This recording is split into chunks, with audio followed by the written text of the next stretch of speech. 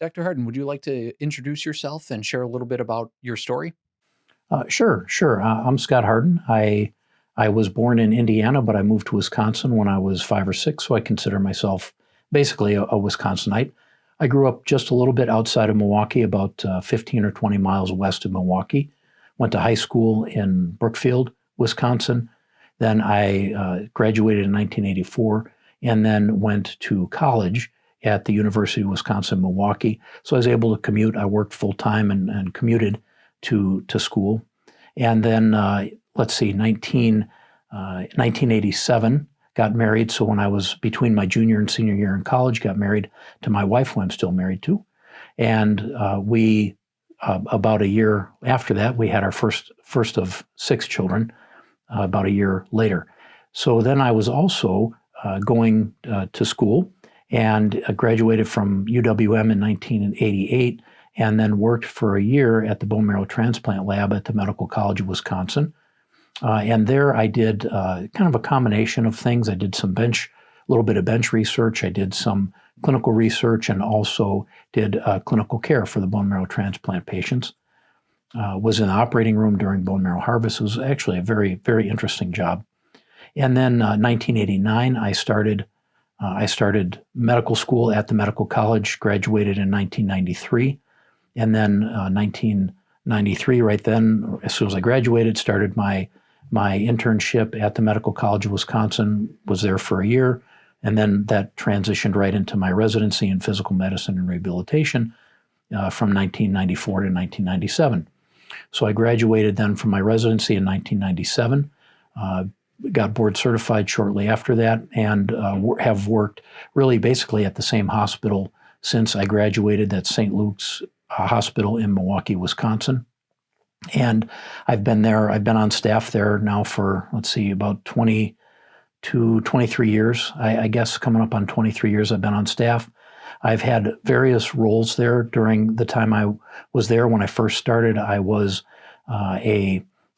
just kind of a generalist in physical medicine and rehabilitation. We deal with people that have a lot of that have disabilities. We deal with people that have been sick and hospitalized for a long time and need inpatient rehabilitation, people that have had spinal cord injury, brain injury, amputations, cancer, things like that, and need ongoing rehab. Also, we do some of us do a lot of nerve and muscle diagnostic testing called electromyography. That's one of the things I do a lot of. We also do a lot of pain management. Early in my career, I did a lot of pain management, interventional pain management, so a lot of epidural injections and other types of injections for pain. I don't do those anymore, but I did early on. And then I began to do a little bit more in administration. There I became the chief of the PM&R department at St. Luke's.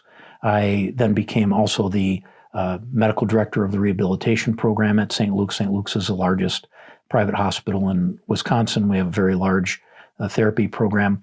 Became the medical director there. And from there, I kind of moved, became much more interested in leadership and in administration. I ended up being the vice chief of staff for a couple of years of the St. Luke's medical staff, and then I was a chief of staff of the hospital for 2 years. From there, I kind of moved, and all the time I'm still practicing as well. So then I moved from there to the chief medical officer for clinical integration for our greater Milwaukee area. That encompasses a care area of about 1 million patients. And then moved from there to this, was senior vice president of medical staff services for the hospital. And then at that same time, not for the hospital, for the system, for Aurora System, Aurora Healthcare, where I work. And then from there we combined with another medical system in Illinois, and I did some more administrative stuff there.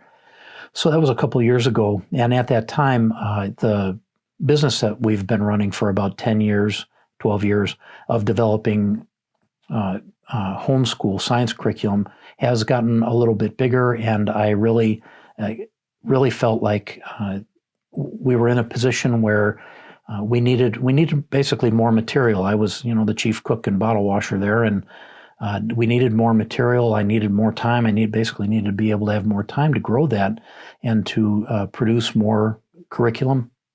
One of my sons, my oldest son, was living out of state at the time and was looking for, kind of to do something bigger, bigger than himself, contribute to that. And so he came back home and worked for us and has been instrumental in where we are to our position right now. And at that time, I kind of stepped back from all the administrative stuff I was doing, went back into kind of part-time medicine, and really to devote all of as much time as I possibly could in developing and writing new curriculum and developing new video materials and things like that. And so that's me in about a 5-minute nutshell. During your time of practicing medicine, how is it that you came to become a Christian and a creation scientist?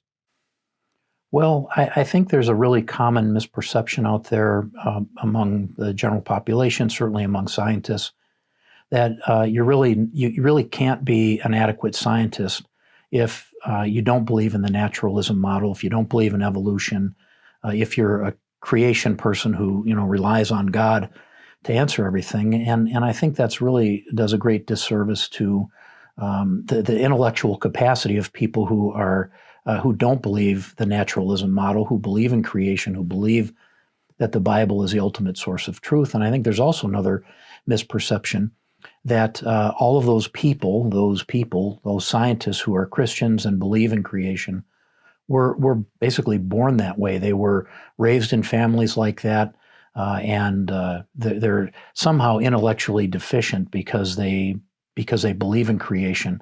But like I said, that does a great disservice to those of us who didn't get there, who weren't raised in that way. I was not raised in a Christian family. I was raised a Christian scientist, and that everybody hears Christian, they think, oh, so you were Christian. No, a Christian scientist is not that's not a Christian religion. That's a cult. And I was raised not heavily in that, but that was the only introduction into any type of religion, so to speak, that I knew. And so we were not heavy practitioners of that, but that was what I knew. So going through school, I had through grade school, high school, college, etc., all this time where I'm learning and becoming the scientist that I am now. I had no concept of God. I didn't know Jesus Christ, and I learned. I soaked up the naturalism model. I thought evolution explained everything, and that really was all there was to it. And I never questioned it. And I talked to a lot of people. Now I get to work with a lot of really smart people who, most of them, quite honestly, don't really ever consider the fact that evolution, like there's any question to it, that it is it really a scientifically sound model? That's never even questioned because it's never brought up in your schooling and your training that there is any alternative, that there are any problems with evolution.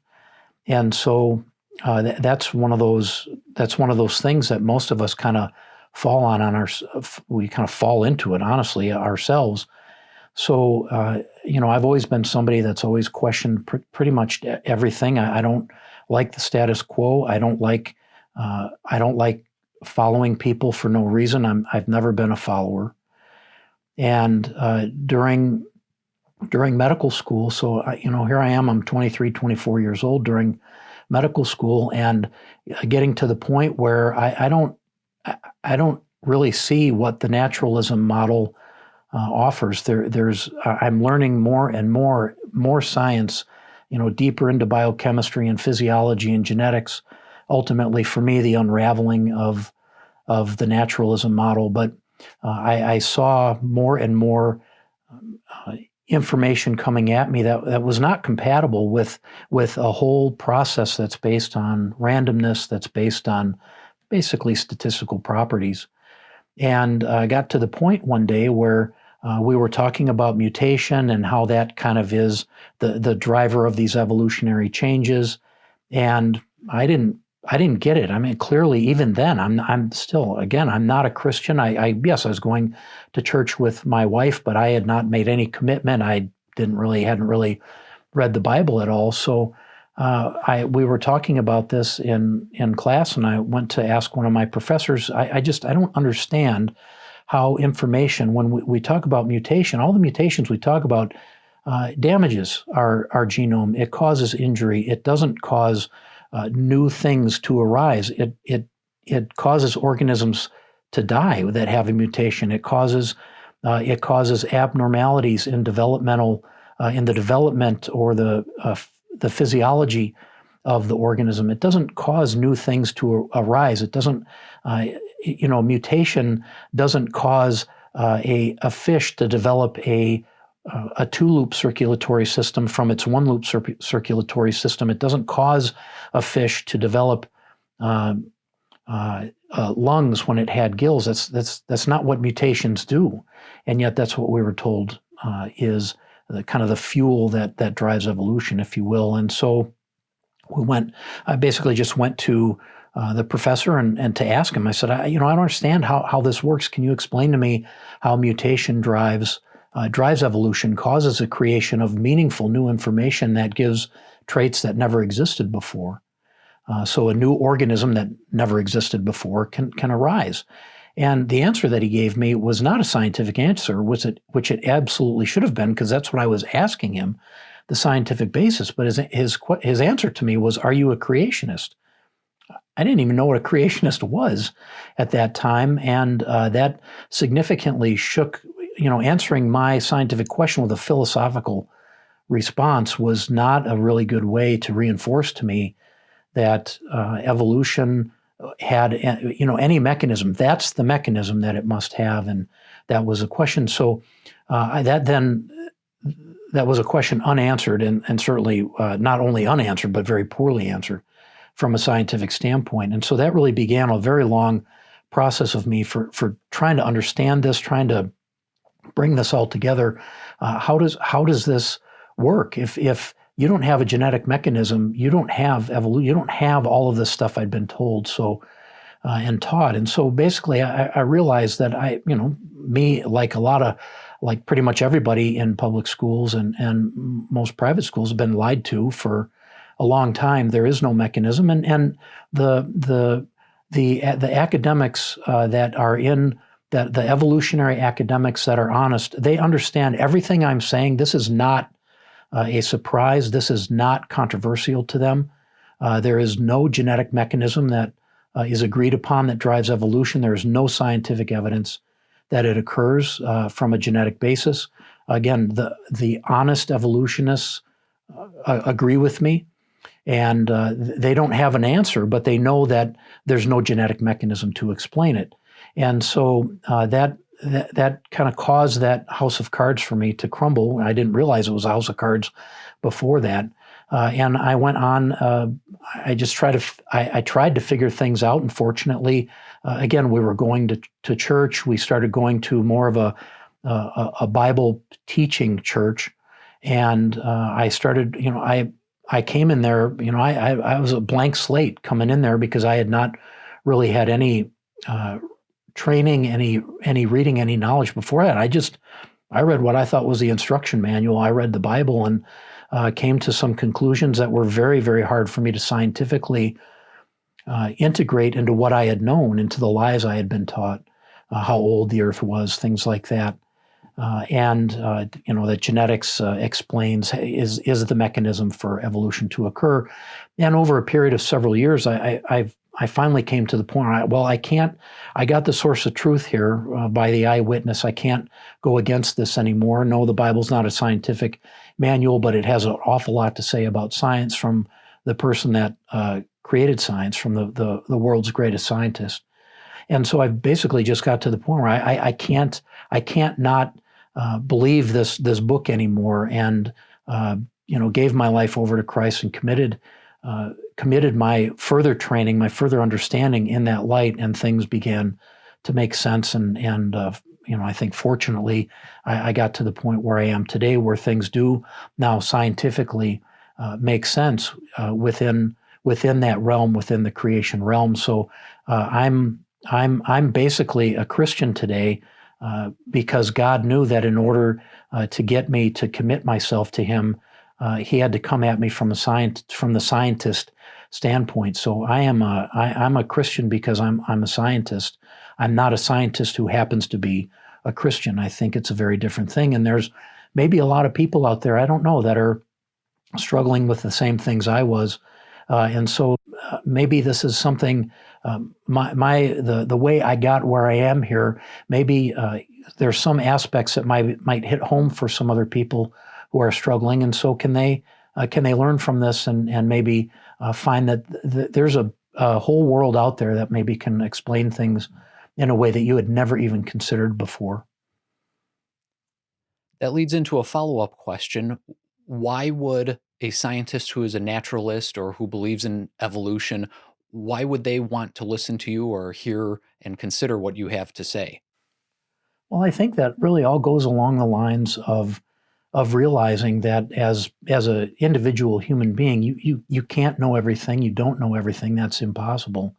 And so that there are basically some tenets of the naturalism model, whether the people who believe in it or not realize it.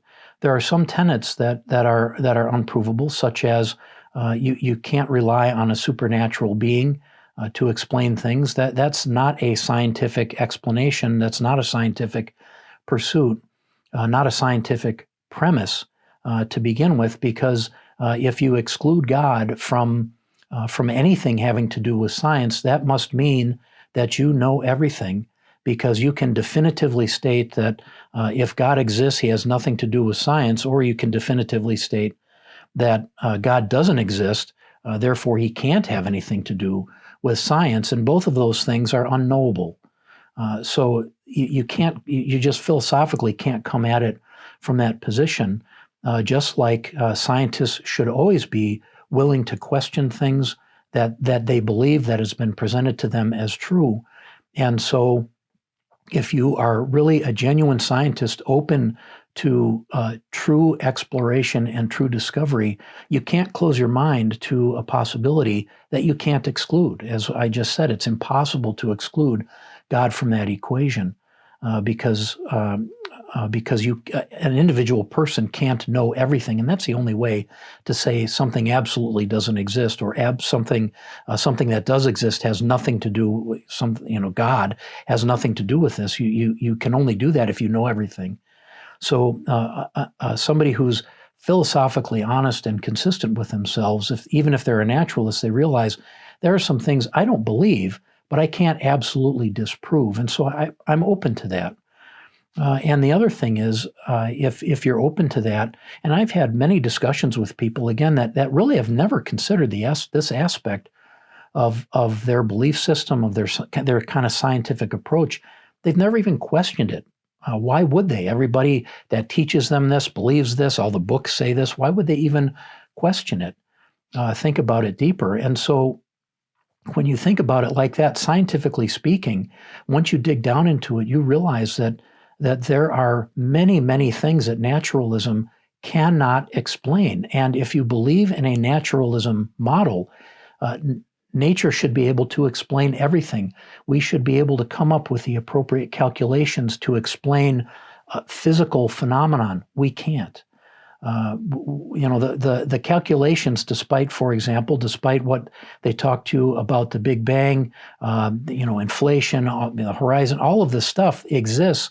These are things that should be able to be explained by mathematical relationships, physical calculations using laws of gravity and other things like that.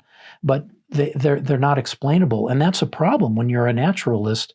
And you have this naturalism model that is based only on the laws of nature, and they're not able to explain things. That is a problem.